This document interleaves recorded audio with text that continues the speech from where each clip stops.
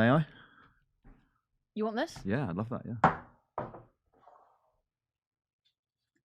Don't make me look soft.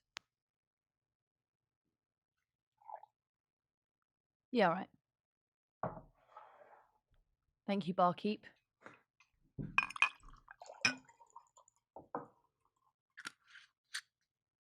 That's ASMR, isn't it? Yeah. That is, isn't it?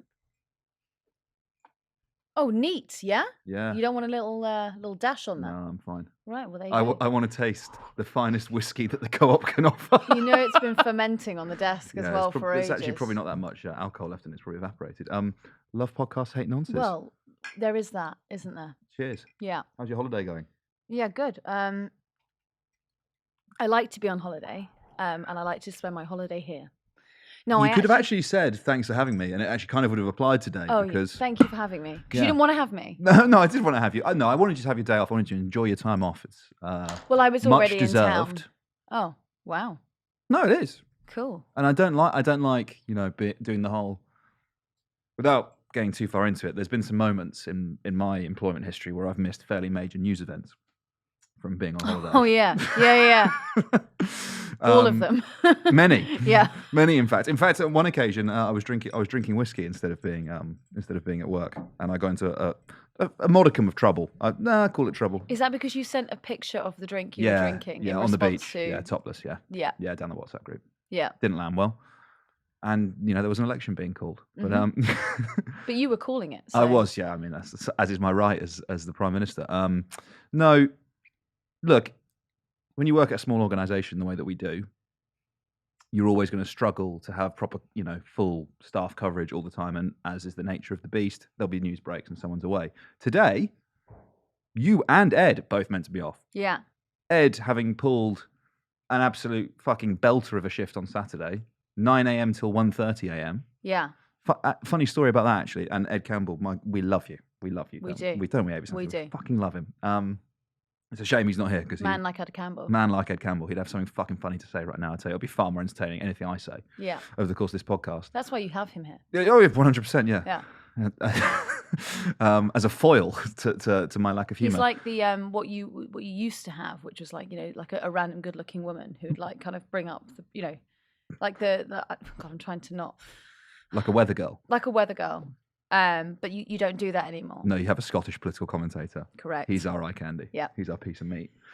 So he pulls a huge shift on Saturday. Relatively, I think we should lift the curtain on that for the heads in the audience. I'd been obviously working with him over the course of the day, and then I about 7 o'clock called it and was like, right, mate, I'm going to go to bed now. I've got LBC on Sunday, so I'll speak to you tomorrow. I go to bed, I wake up at 1:30 in the morning, and I text him just to be like, X has done well, blah, blah, blah, tweaked a headline, no. And then he replies, and he's like, I'm still working. I know, because I was your interim. And I was about to say that you were providing feedback on his edits. I think you were on a night out. I was hammered. That's why the videos are so fucking mental. Yeah, I was, there was one point, I'd been drinking since quite early in the afternoon. Love that. And I was out with your friend, who is now my friend. So you've stolen from me. I have stolen her from you. Yeah. And I got home and Ed was like, can you just watch this final edit for me? And I was like waiting for it to come through. And I actually saw myself. In the reflection of your phone like screen. Yeah.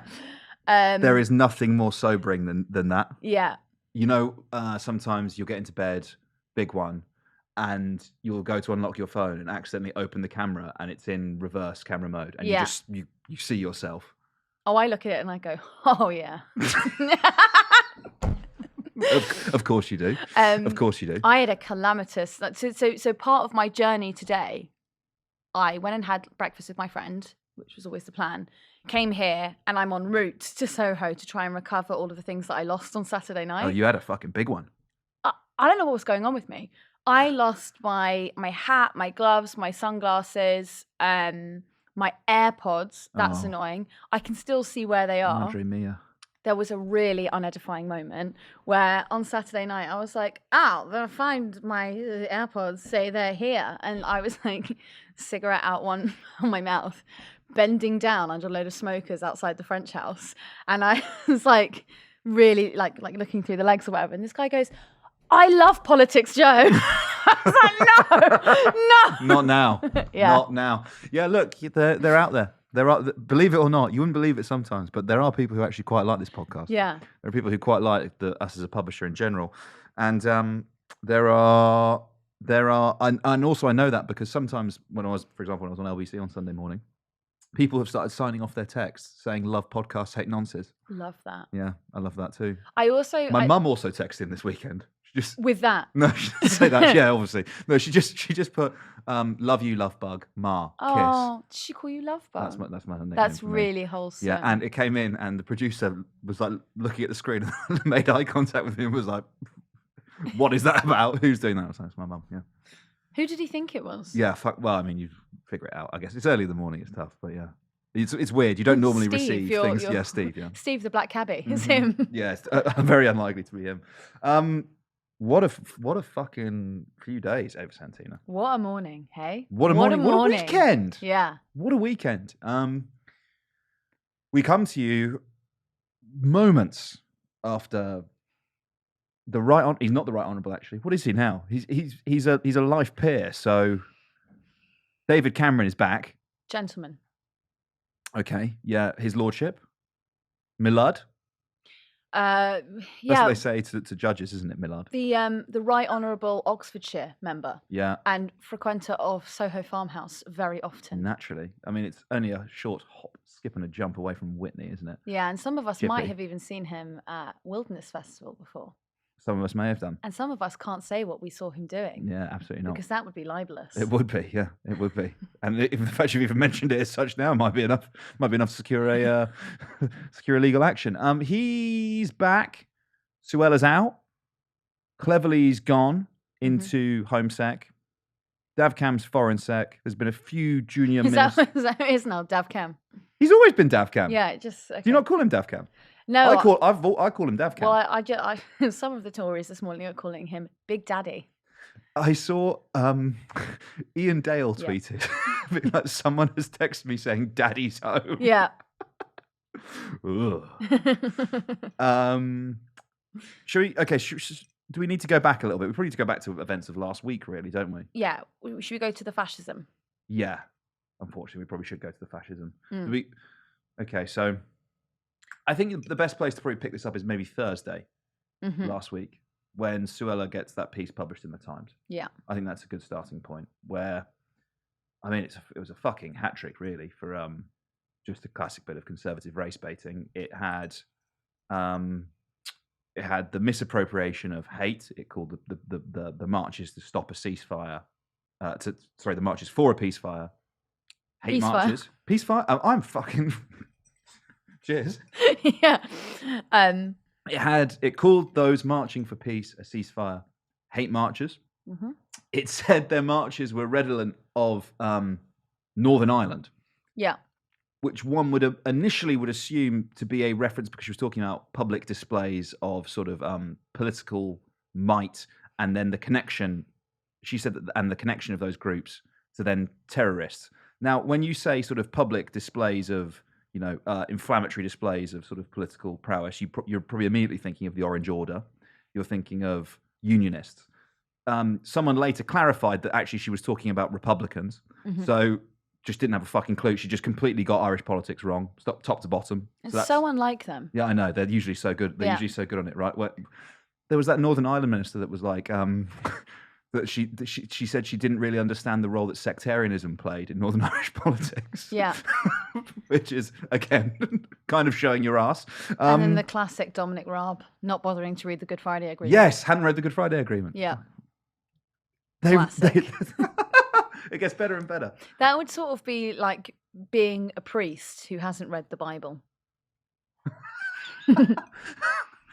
Oh, yeah. Well, no, I don't really, What could be in there? Yeah, we just do the Gospels. I get it all from the big man, yeah. Yeah. Straight to the dome. Line in. Yeah. Down the line. Yeah. Okay, so there was that.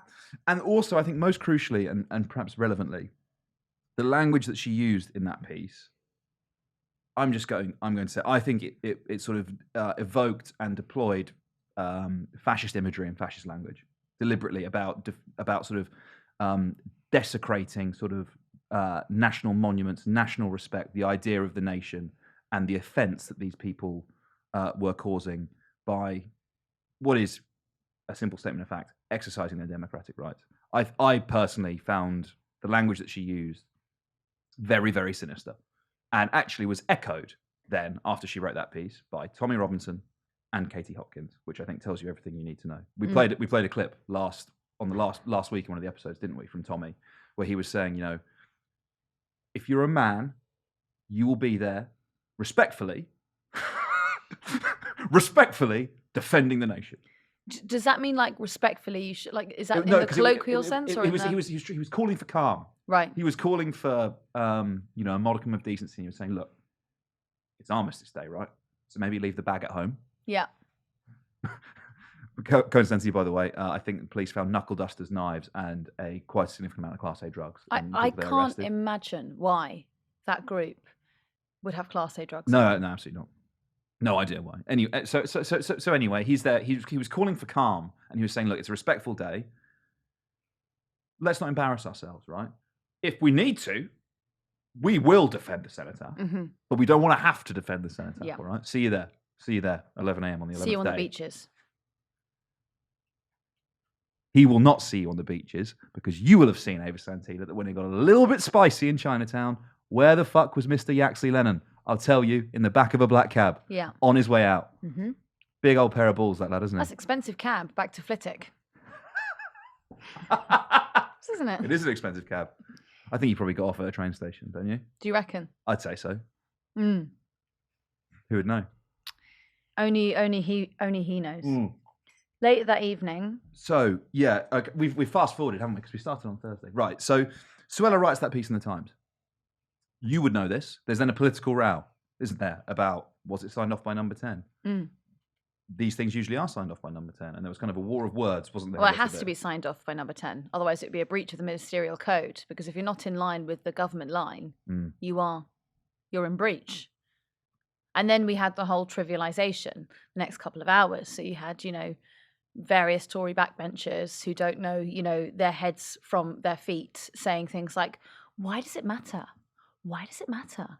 Because it does matter, all right? And you trying to trivialise this is playing into the problem, actually, fanning the flames. Totally. And for any of those fucking morons that think that was the case, I just encourage them to look at what happened on Saturday. If you think that you can go around describing people as hate marchers, if you think you can play the politics of division and then they have no consequences, Saturday should be all the evidence you would need. My good man, head over to the PoliticsJOE YouTube, yeah, and consume the content of the people that were there. The Home Secretary essentially tried to incite a race riot on Saturday. She tried, and despite her best efforts, she failed because the Metropolitan Police, for some reason, imposed an exclusion order preventing the pro-Palestine marchers from getting anywhere near the Cenotaph. Not that they were ever going there. No, of course. They were never going there in the first place. Yeah. The route was from Hyde Park to the American Embassy. I think at its closest, the march's route was about a mile away from the Cenotaph, right? But nonetheless, the Met put an exclusion zone in, right? You can't, if you're there, I don't know how they would have established whether or not you're on the pro-Palestine march. Maybe it's just if you know, to coin a phrase, you're a funny tinge. Maybe they wouldn't let you near it. Maybe if they probably see if you've got a Palestinian flag or whatever. That could be the giveaway. It could be the giveaway. But also could be a covert way of. But if you're on the far right, fair game. You're fine. If you're there to defend the Cenotaph, you were allowed to be in Parliament Square. Yeah. Which obviously I think they regretted when they broke through the police lines so that they could all respectfully observe a minute's silence. Yeah. Next to the Cenotaph. It's amazing because it was almost like they were at a Madonna concert. Why?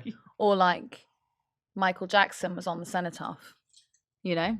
What makes you say that? Well, because what were they trying to get at? Like, I don't know. I mean, like, you know, hopefully our listeners, you know, you may not be familiar with the Cenotaph, but it is essentially a hunk of rock that has got, you know, respectful wreaths on it, and it is an homage to the people who fell during the wars.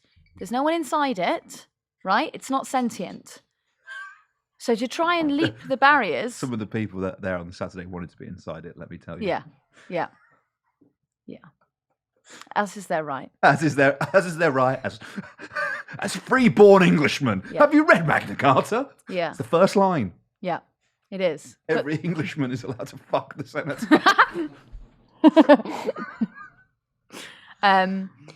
So later that day, maybe around 4:00, about 3:30, 4:00, the police were having to kettle the counter-protesters who'd gone to defend the Cenotaph, because having now been satisfied that She was safe. the monument was safe, yes, she was all right.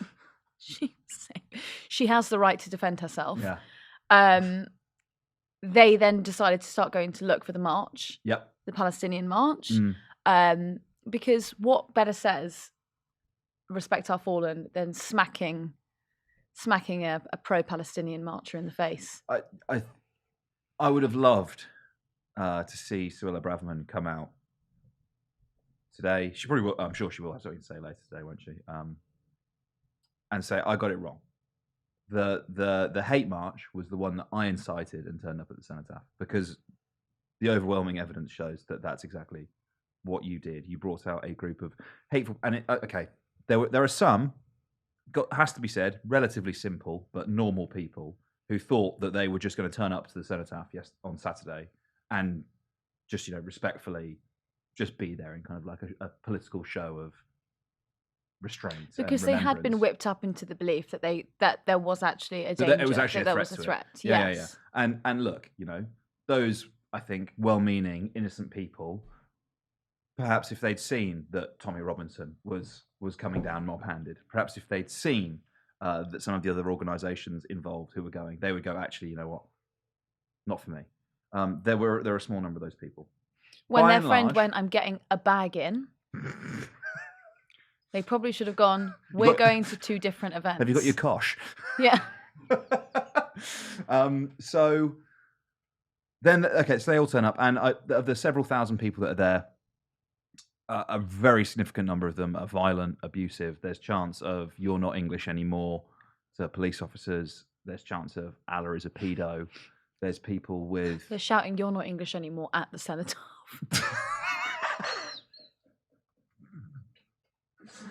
The Cenotaph, respectful as always, takes the high road, doesn't respond.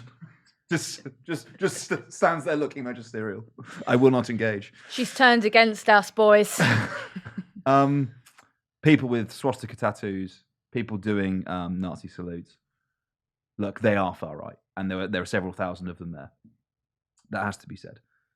If that is not a hate march, no, I'll reverse it actually. If you want to say that the hundreds of thousands of people that are marching for a ceasefire and for Palestine, if you want to call that a hate march on the basis of a fringe, an anti-Semitic fringe, who chant things that are deeply offensive, who carry placards that have a swastika inside a Star of David, who dress up like Hamas fighters. That's pretty hateful, that.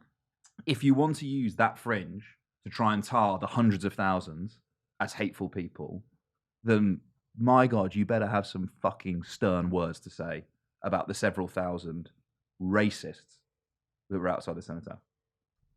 So imagine my shock. Haven't heard a fucking peep of that, have you? That's a very good point, that, isn't it? Haven't heard a peep of that. A word also, I guess, for the media in this, who have spent decades maybe, who do the "Where's Your Poppy" game, who have created this insane climate of who stoke up the fears, who amplify the Home Secretary when she comes out with this nonsense and gleefully sort of report on her words. This is what that gets you.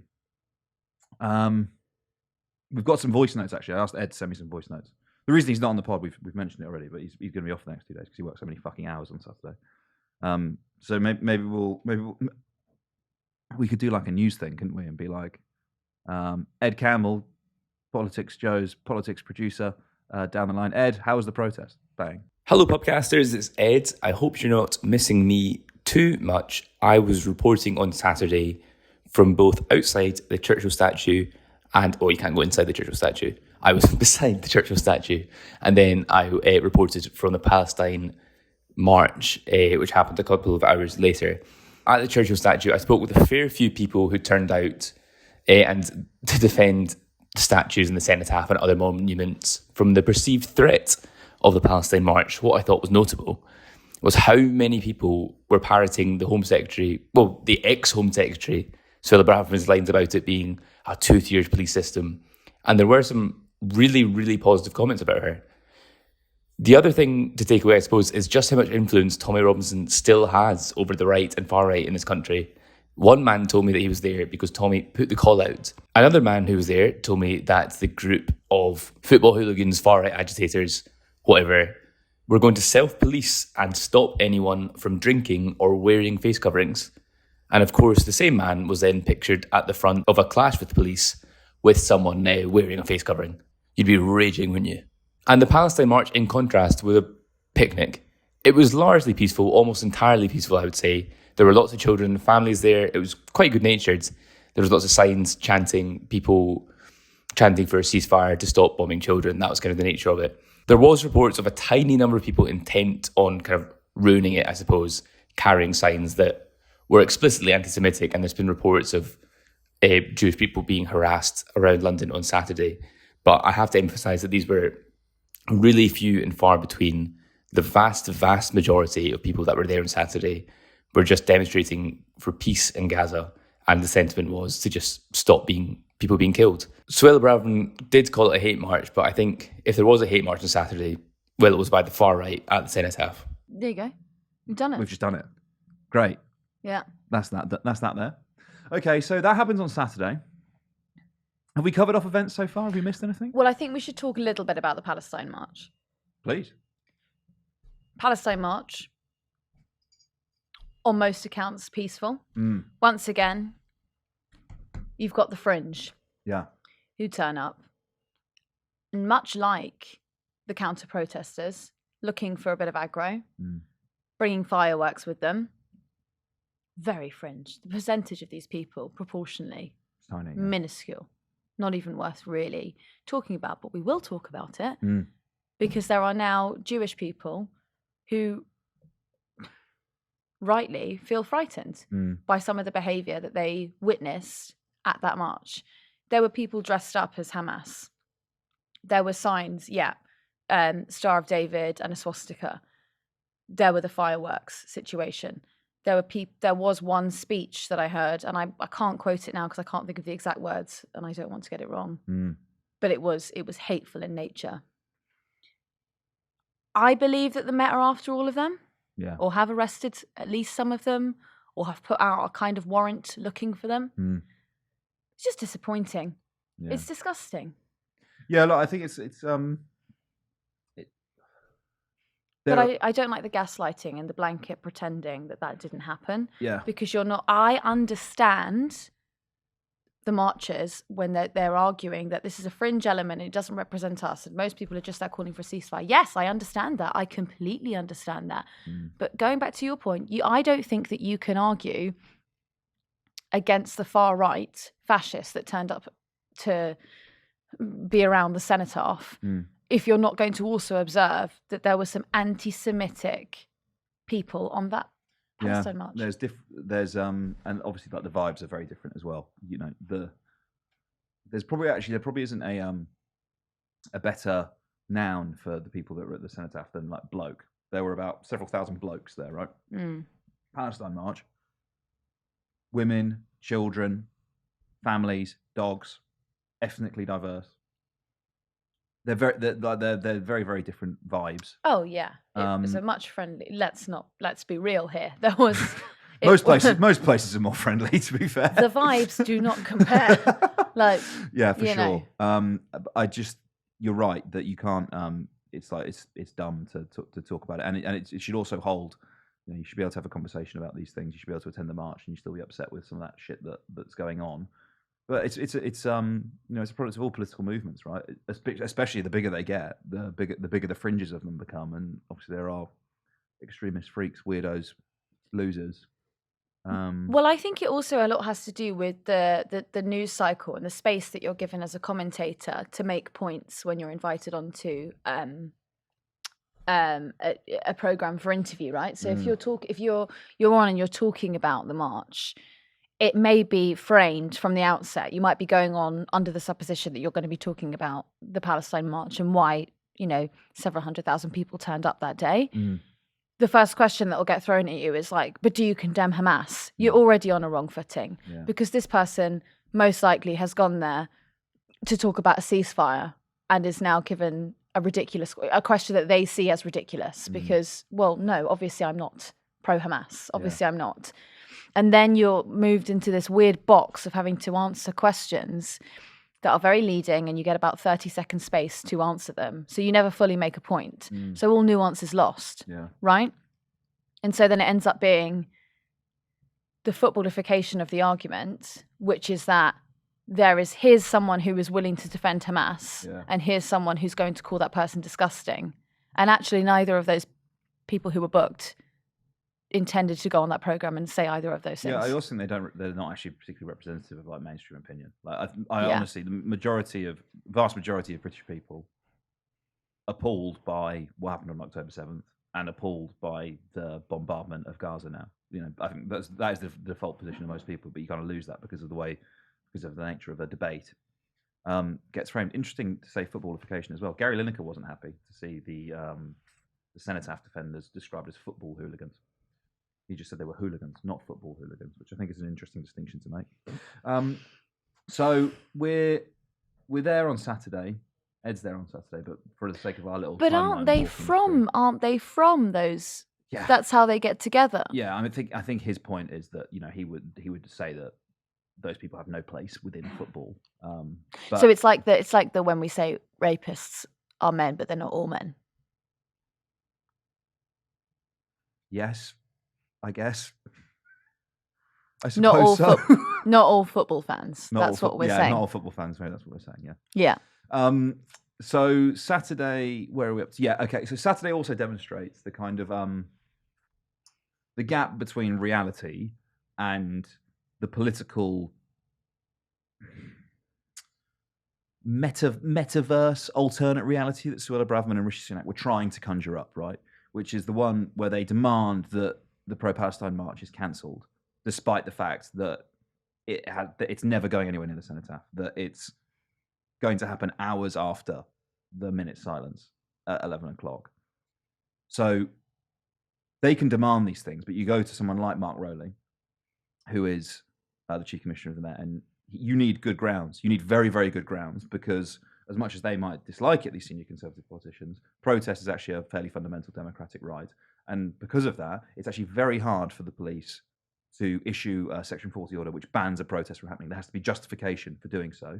And because of those two things I've mentioned, the fact that it started hours after the silence and at its closest is a mile to the Cenotaph, you say you can't. The Cenotaph is not actually under threat. As much as you say it's under threat over and over again, that doesn't actually mean it's real. Yeah. You're fighting ghosts. Yeah. At this point, you're conjuring these opponents that don't exist. So that gap gets exposed by the events of Saturday. You know what? There is an argument of the politicking there. Tell me. Is that Mark Rowley probably did have the grounds to put in a dispersal around the Cenotaph. And so they did. But I mean, from the day before, he probably had the grounds to do it, and there is a suggestion that I'm making that perhaps when he went into number 10 and he said things like, so Suella, the problem isn't this march, the pro-Palestine march, the problem is this lot that are coming up to the Cenotaph, and I don't think I can police that properly, and I would quite like to shut the area down. And she probably would have hypothetically said something like, you can't do that. Those are my boys. Yeah, I mean, they were allowed, right? Those people were allowed there. Yeah. They were permitted there. The Palestinian... They've already got their bags in. Well, they have got their bags in. I mean, you don't have to be a fucking genius to realise that when these people say they're going to defend the Cenotaph, that they're not actually going to defend the Cenotaph, and they're there for very serious other reasons. So maybe perhaps it's just because they're white. They thought because they're white they'll be all right, and that the fact that the Palestinian march is slightly more ethnically diverse. They're a bit more sus about those people being around the Cenotaph. Who knows? Who knows? Maybe that's the reason why. I actually thought the police did a I think the police did a pretty good job this weekend. I think they did one of the best jobs they could have done in very, very difficult circumstances, to be honest with you. Yeah, well, there was a line being pushed about by some Conservative commentators last week that was, how dare they, look at how they treated the women at the Sarah Everard vigil. Cheap line to use. And I think what has actually come out of the Sarah Everard vigil is, you can't act like this anymore. You absolutely can't. You need to be on your best behaviour. Yeah. You know? So Wayne Couzens is not allowed to police the march. We'll get God. I'd like to talk about that for sure as well. What I was going to say. Oh, I've lost my train of thought. Okay, so let's talk about that. So I've been at most of these demonstrations. I was at the Sarah Everard one. I was at the Black Lives Matter demonstrations in 2020. I was at the last time the far right, in response to those Black Lives Matter demonstrations, turned out to defend Churchill. They love defending fucking. You really care. I was there, Nazi saluting, waving a St. George's cross. Whoa. No, I was there reporting on it, Ava. Obviously. Did you thought I was being serious? No, I'm just worried. Too much. The audio, they can't see the face you pulled. Yeah. And so, they can't see the Zeke highlight. There are some disingenuous, bad faith actors. No. As we've been talking about. Yeah, fuck them. Look, I've hosed about half that bottle of whiskey, so I'm right. It is a Monday. I'm kind of in a let them fucking. You're feeling loose, yeah? Go your own way and let tongues wag. Yeah. As Dante and possibly Kanye West also said. Okay, so I've been at all of those marches, and they love to roll out this. We just want to be policed the same. Mm-hmm. We just want to have we want to be treated the same as the police. The police have a double standard. They go easy on basically, and they say this when Ed interviewed them, non-English people. And by the way, most of the people they're talking about are actually English. But when someone from the far right says non-English, what they mean is someone who isn't white. Mm-hmm. So they go easy on those people. And when we come down here, we all get arrested. Now, the reason they all get arrested is because they attack the police. Mm-hmm. I've watched them do it. Yeah. And you saw them do it this weekend as well, actually. It's totally... it's a false equivalence between all those protests that you mentioned, right? And it's really important. The context and all this. I don't see anyone talking about this. Is the COVID restrictions that were in place at all of these times. Through these different dates, there's different levels of restriction on public gathering, how many people you can be out with, etc. So, the first BLM march I was on was, I think it was in Hyde Park, it was near Speaker's Corner, and basically everyone was outside, sat in groups. Like it wasn't as you see now, where everyone's bunched up, walking down the street. Yeah, no, it was absolutely not that. It was people with face masks on. People were very conscious about not being close to each other. I was going to make a joke about balaclavas. Yeah, very good. Sorry, I couldn't quite word it. Yeah, it's fine. And then after that, the BLM one again. By this point, the police now are kind of not that hot on the COVID stuff, and they're more hot on graffiti, criminal damage, etc. And so they react to that. The far right one the following weekend, there's no observance of COVID regulations. And the same again with Sarah Everard. Technically, the vigil for Sarah Everard shouldn't have taken place, right? It was several hundred people in one place at a time when you were not allowed to gather. I don't think you could meet up with people outside your household at that point in time, right? Yeah, I think it was was it people were going for walks and stuff? Yeah. You could walk around outside, but it was not good, right? So one of the key things that the police were saying to people as the evening drew on was that when people were walking there and laying flowers or lighting a candle, Kate Middleton was there. Police were fine with that. It was then when people started hanging around, chanting, etc., that they then started to have a problem. And I think initially some of the justification they had for the way they were policing the crowd was COVID regulations. It then escalated. There was chanting and back and forth and argy-bargy, and it went from there. Well, they determined that it was a protest rather than a vigil. Yeah. While on site, right? Yeah. Which, to be fair, I don't think is necessarily an unfair take on, certainly on what I saw. But Do you know what would have been? Sorry, I've got a really good visual of Kate Middleton just being thrown to the ground. could you imagine? They didn't realise it was her. But there is a Fucking face down in the dirt. there's a point there, isn't it? You wouldn't throw the princess to the ground, but you would throw Patsy Stevenson. So what is that? We're such bootlickers in this country. Do you know what I mean? Big time. Oh, Kate, go and lay your flowers. Fuck off. Do you know, I saw... I saw Prince William doing something this weekend. What was it? Earthshot? He's got like a environmental awards ceremony thing. Oh, I he must does. have missed my Monarch Monthly. Yes. Well, no, it's on BBC One. Oh, yes, of course, Monarch Monthly, yeah. Monarch Daily. And and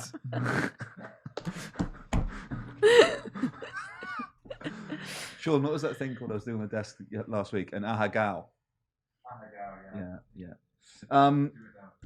No, I'm not doing that on camera.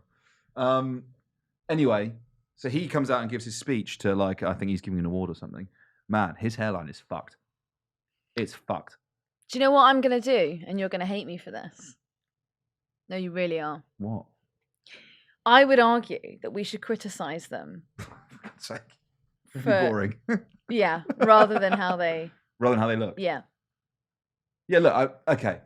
Sorry. Is my criticism of the I'm just being institution of monarchy consistent. based solely on Prince William's hairline? No, but I think it's fucking reason enough. Look,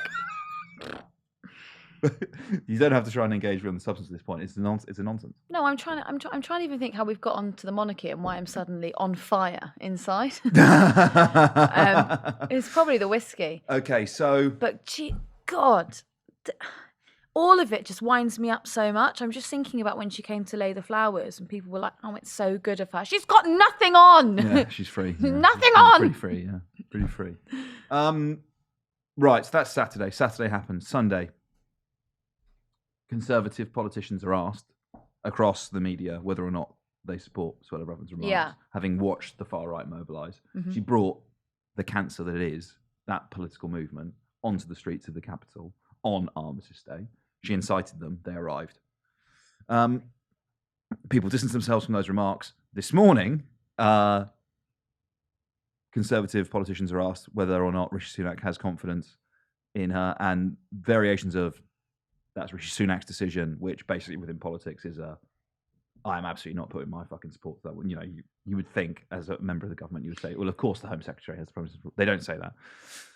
And then she gets sacked, what was it, about 8:10, something like that? Bang on when he was on GMB. Mm. I think he might have told LBC actually that he did have confidence. The Prime Minister did. Mm. Also, it was all amusing because it was the Armed Forces Minister, James Heappey. Now, you know what? He's gone, hasn't he? Heapy? Did he Has not he? go? Neil O'Brien's gone. I know Neil that for O'Brien's sure. gone. Has Heapy not gone? But the thing about Heappey, right? Oh no, this is what I'm going to say. Johnny Mercer, right? Yeah. Johnny Mercer, I think if he'd asked that question, he would have said, if he'd been asked, is this the right way to support Armistice Day? I think he would have said no.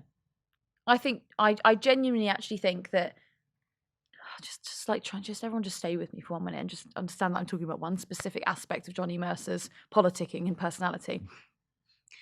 I think that he is genuinely committed to veterans and really does care about them. And I think that he would have put his neck on the line and said, that is not the way to go about Armistice Day. Whereas the other ministers would have all fell in line like little cucks. Oh, well, I don't know. I mean, you know, they went up there with good intentions and it's not their fault that they ended up kicking someone's head in. Shut up. Yeah, I don't doubt that. I know.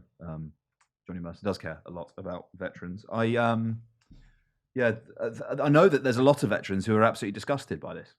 By the whole thing. Yeah, and do you know why you know that a lot of veterans are? Because contrary to what that group will have you believe, quite a lot of people know quite a lot of veterans. Yeah. It's not like a you thing. You're not special, all right? You're not fucking special. Tell me off. Tell me off. Yeah, but you know when they're like, oh, my granddad fought in World War One. They all fucking did, Brian. They all did. That's the Like- point of national conscription. Yeah. If he didn't, he was a coward. Yeah, exactly. I was looking up all of my family who did fight in there, and they were all the Italians went as the British Army. All my Italian side, fresh off the boat. Your Italians fought for the good guys. Well, yeah. Well, Fucking hell. look, Mussolini had a couple of. At least he made the trains run on time, baby. Yeah, well, what can you say? But they all fought. Isn't that mad? They were fresh off the boat in London, living in Bermondsey, and they all went. God bless them. Yeah, and they all came back. They all survived. Can't have been trying that hard, can No, they? look, listen. The thing about the Italians is they know when to take a lunch.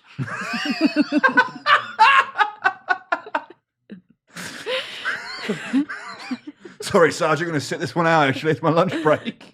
You've got that. Yeah, I'll see you when you get back. Yeah. They're making gelato in the back. Yeah, nice. You let them off. My nonna used to sell gelato down on Tooley Street. Didn't she? Yeah, and it's that kind of attitude that kept her alive during the war. Respect. Suella's gone. Good. Sacked. She got sacked this morning. I wonder how she'll challenge him going forward. There's a meeting now. Big voice on the backbenchers. Oh, yeah, what's the meeting? There's a meeting, apparently, of backbench MPs of how they are going to respond to the Suella sacking. The thing is, though, when you actually... Hopefully by a communal act of seppuku. What's seppuku? It's when a samurai, defeated in battle or surrendered, rather than facing the disgrace of defeat, takes their katana and shoves it through themselves. Anyway. Fucking dorks on this podcast. No, that's cool. Come on. When you call me a dog, that's cool. That's cool. Yeah, it is cool. You just want to move on. You're conceding the ground to We me. should all settle this with a good game of chess. We haven't played chess in ages. We haven't played chess in ages. Although You know when yesterday, I'm best at chess. when are you best? After half a bottle of whiskey. Well, let's crack it out when we, You're on holiday. Oh yeah, I'm fucking off after this. We can play chess all day. I can't actually have to work. I was playing chess over the weekend. How'd you get on? On always, very well. Mm. And actually no, Sean did me in 3 moves the other day. It was really embarrassing. 3? But what Is that possible? 4 move, yeah. But that's rough. I think I'm still up. Bro, that's rough. No, I think I'm still up on our That's rough though, long isn't it? term every. All right. 4 moves. I was having an off moment. Yeah. Anyway, so I tweeted this random little bit about chess.com. Random. No username involved or whatever. Have I been inundated with requests to play chess with me? How did they find me? My name isn't really even my name on there. How did they find me? Do you reckon there's some blokes going through every single Ava adjacent account on chess.com? I'm not sure. But maybe that's what we do for I don't know, comic relief. Maybe I just sit there and play chess with everyone. Do you think there's a community of absolute drips who just want to experience the Queen's Gambit administered by Ava Santina? No, she's got sex with chess. I'm just there for the game. Yeah. Student of the game. Yeah. Okay. Back to the matter at hand. Oh yeah. Braverman's gone. Does she fuck with Rishi for the foreseeable? Do you think she's going to be a thorn in his side? Do you think she's just going to sit it out? It actually kind of suits her, right? She knows which way Rwanda's going to go this week. She says she's been trying to get sacked all week. Yes. And the only reason it didn't happen sooner is because Rishi's been fucking tickling David Cameron's balls. But when did he start the tickling? Did it only happen yesterday? Probably on Remembrance Sunday. Just lean over at the Cenotaph. Just say, fucking David. Psst. Yeah. Psst. What are you up to? Psst. Yeah, I know it's the last post. Yeah. Do you want to be Foreign Secretary? Liz is like. Shut up! Yeah. Yeah. Bow your fucking head, Liz! Yeah. Bit of breaking news for you here. Oh. Therese Coffey is out. She was shit anyway, man. What's she done? Oh, yeah. So what I was going to say to you about Suella Braverman was the fringe element that actually, that everyone's so frightened of that really supports her and then could form a rebellion, right? So the group that are involved in that are literally Brendan Clark-Smith, Miriam Cates, Andrea Jenkins. Fucking hell. Now, Woo! Now you tell me, we're going into war tomorrow. The biggest brains in the Conservative Party. Are you summoning those three? The funny thing is, they are the future of the Conservative Party. Cates, Kruger, all that lot. Yeah, sure. If you're a national Conservative aficionado, fine. But that's the we've spoken about this multiple times before in the pod, right? The battle for the ideological soul of the party. We have talked about that before, but these people, that's what they're up to. I don't think that's au fait. I think that we are like at the peak of the culture war, and I think that the culture war after the next election will burst, and what will be left is a Tory opposition that is trying to go back to small c conservatism. I think they'll go the other way. I think that's so fundamentally super important that Keir Starmer does not drop the bag on this one. Like, I think he's going to be empowered with a very significant majority. Yeah, but I think he'll have one term. I think he literally has one term. I think if he doesn't rise to the challenges of the day, and this is why it's so important that he fucking gets it right, the extreme right will be there, and they will be there for 5 years to pick up the pieces very, very quickly. Snarling like little hyenas. Yeah, like African painted dogs. Yeah. Mm-hmm. Jackals. Mm. Just to bring it back to Catholicism for a moment, I felt we drifted. Yeah, I agree. Always good to have a bit more monotheism in the pod. Do you think Suella Braverman hates the Catholics because she hates the Republicans? I think she wanted to hate the Catholics, but knows so fucking little about Northern Ireland that she accidentally told everyone that she hates the Unionists, her political allies.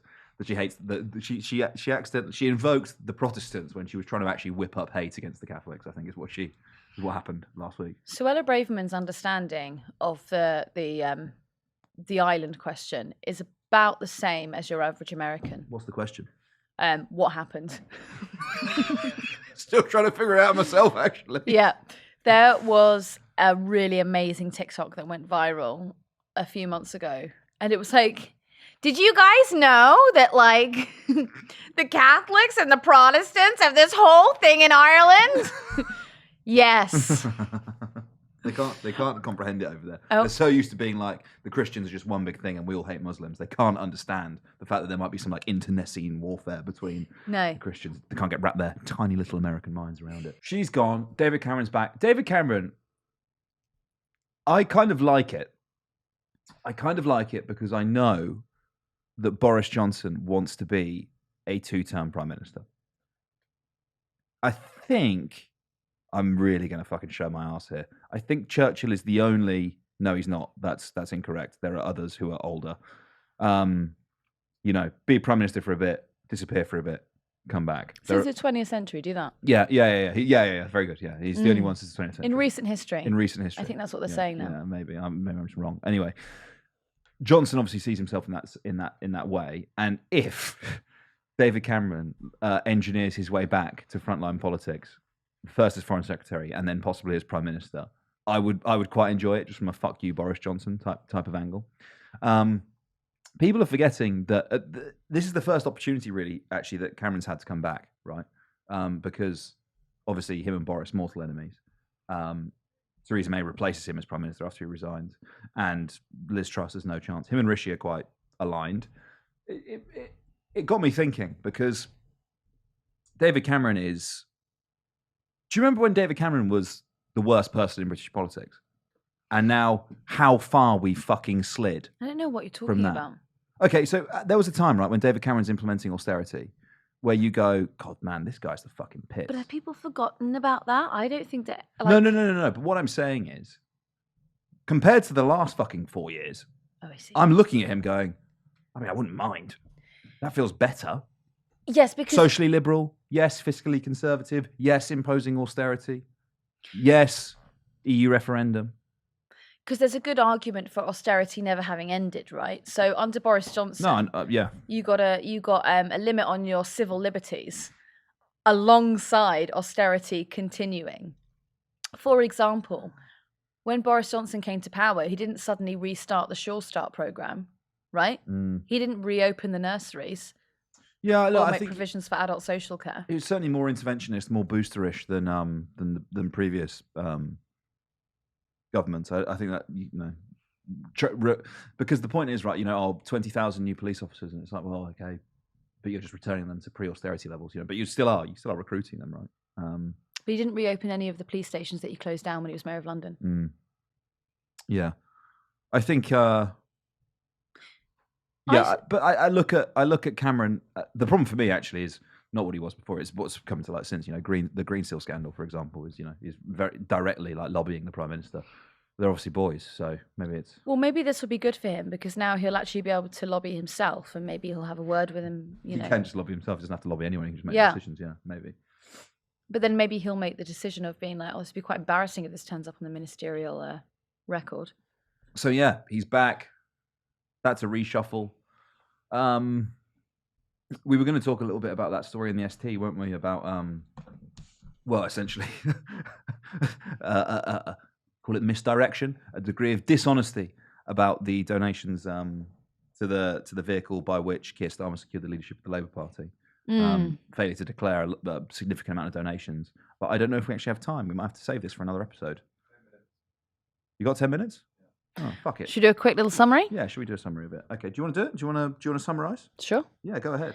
Morgan McSweeney, who was running Labour Together, in about 2019, when, this is the Times words, not mine, when it was, I think they called it the dog days of Jeremy Corbyn. He went to Keir Starmer and he said, "Look, I think we need to get a more centrist position on Labour, and I would like to be the man to be the architect of this." And so he created this. Well, he didn't create it. So with this think tank, he got a group of MPs together and he said, "Don't worry, guys, all the funding for this is totally above board. While we're on this leadership campaign for Keir Starmer, totally above board. Everything's being signed off." This is before the leadership campaign, though, right? This is just during Jeremy Corbyn and Labour Party. Oh, yeah, he went to him before. Yeah. Before the election, actually. Yeah. Which is amazing because there are still commentators now who say, "No, nothing ever happened. Everyone was unified before the 2019 election." Get to fuck. Yeah, it's just been shown to be a lie. Yeah. Anyway, so he's doing this leadership campaign for Keir Starmer. He's got all these donations, £780,000 worth of donations, and he does not declare them. And the group, actually very valiantly, still don't pin it on Morgan McSweeney. They just say it was an error, human error. To be clear, right, about this money, more than £700,000 improperly declared. That is more than Unite the Union has donated to individual MPs in the time since. Like, it is people think, oh, it's only 700 grand. I mean, come on. You have to remember with British politics, it's not like American politics, right? Where there's millions of dollars fucking slushing around in these CPACs and 700 grand is a huge amount of money. Just full stop. Yeah. Talking about campaigning. Can you hear a phone ringing? Yeah.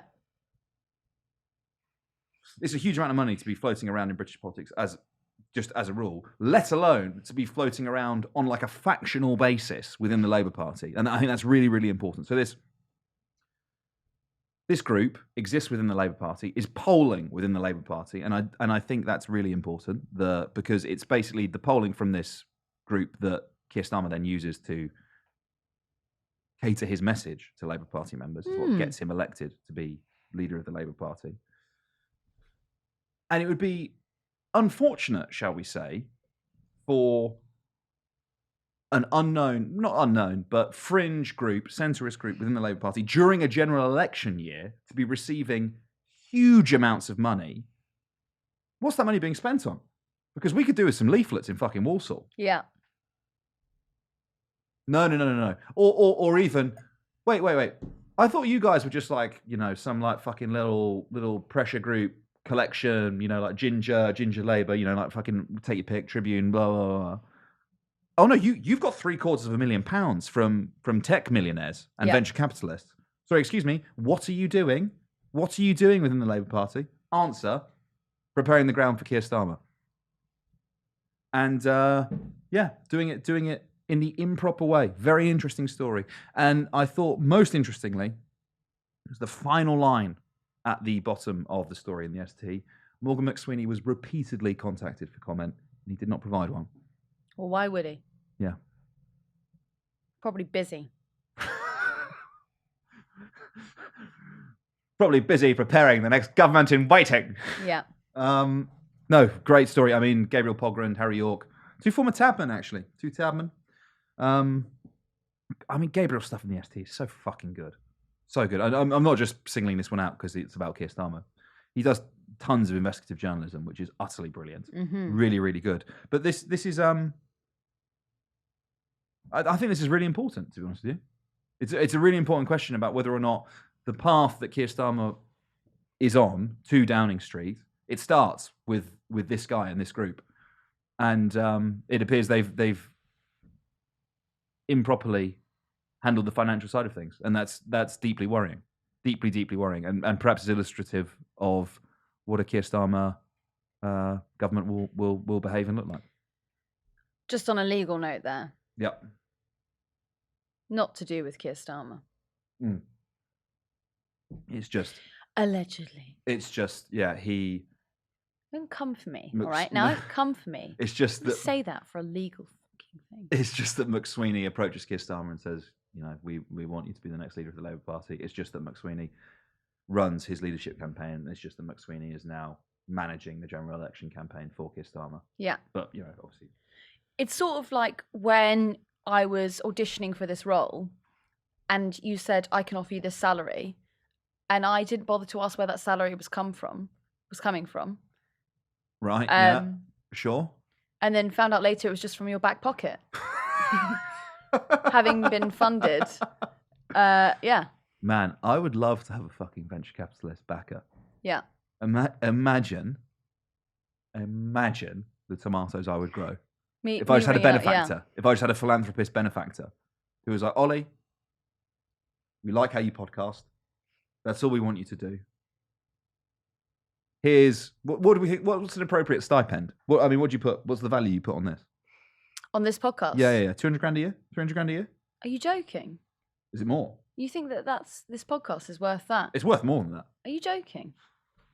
How much do you need to run a garden? Why don't you tell us? Honey, you don't know the garden in my dreams. Let me tell you about the hanging gardens of Babylon. Tell us in the comments how much you think Ollie Dugmore is worth. Yeah, it's not that, unfortunately. But if I had that much, no, honestly, if you shout out, I will sell my ass. No, you. We're going down a dangerous path here. No, this is like the fun. This is like the fun, zany end of the podcast bit. I reckon what we do, you get a new small holding. Yeah. There is a podcast studio in the middle. Oh, fucking yes. Yeah. Sing it to me, Santina. It's glass all the way around, yeah? Oh, so you can see out. You can see out. And it's patrolled constantly by a line of slugs, clockwise, ducks, anti. And as we're podcasting, a dam is being freshly erected by 50 beavers led by Ed Campbell. No, you haven't mentioned a single tuna. No tuna. We want Ed there. Yeah, no, I do want him there. You're right. There's just a couple of swordfish, sort of, or salmon. There's salmon. Did you guys didn't reply to the salmon I was dropping in the chat? No, but it was Saturday at 1 p.m. to be fair, and Yeah, you had other things to be doing. Yeah. It's cool though, isn't it? The salmon. Yeah. Oh, I should go and have a look at it. We could drop it. We could drop it in the subreddit. We'll drop the salmon in the subreddit. That'll be a nice little treat when Ed comes off his holiday. He'll fire up the subreddit to be like, I wonder what the subreddit has to say about the journalism I've done over the weekend. And I might pin it to the top. It will be a video of this man hauling this salmon out of a river. Okay, wait. Can I just say, so Ollie sent this at 10:36 on Saturday morning. He sent a reasonably attractive man with a big salmon. Is that a salmon? In his hand, anyway, and some kind of net that looks almost like a tennis net, or like the sort of tennis net that Henry VII used to use. And he's written, great example of how salmon change as they swim upstream. Yeah. Thanks. Happy Saturday. And then the next day he came to us. Tell people all the time I'm an angler. This is what I'm talking about. And we'll just show that. Let me see it. Yeah, no, we can play it. I want to watch it. Tell people all the time I'm an Motherfucker, look at him. Look at his humpback. And look at the change in the jaws as well. You know what he would be good for? defending the Cenotaph. He'd do a fucking good job of it, wouldn't he? Should we leave that? Ed Campbell wouldn't get anywhere near the Cenotaph if that chap was there. Yeah, let's leave it there. Nice. See you on the next one for an excellent bit of podcasting. And shall we head to the subreddit after this? Yeah. Shall we head to the subreddit for some good faith discussion? Yeah, good faith discussion. Some memeing? Yeah. Wonderful. Ava Santina, thank you for coming off your holiday. Well, thank you. To podcast with me now. Thank you for letting me come in. Goodbye. Bye.